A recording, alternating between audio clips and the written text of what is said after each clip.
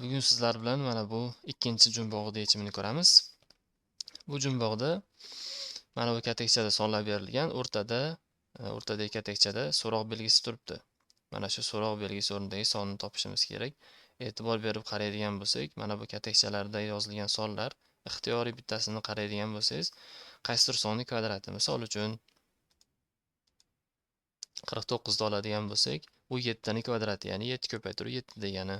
Yoki 25 ni oladigan bo'lsak, mana u 5 ko'paytirib 5 degani.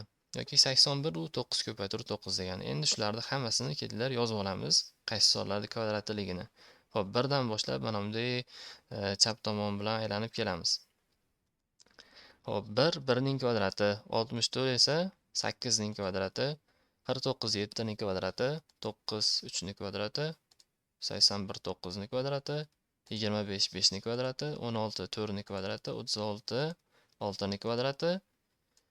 Hop. Tugadi. Endi bularni xuddi shu sonlarni kichkinadan kattaga qarab tartiblab yozib olaman. Mana. Shuni tartiblab qo'ydim. Xuddi tepadagilarni pastda tartiblagan kichkinadan kattaga qarab tartiblab qo'ydim. Demak, 1 3 4 5 6 7 8 9 turibdi. Bu yerda faqat bizga yetishmayotgan son qaraydigan bo'lsak 2 soni.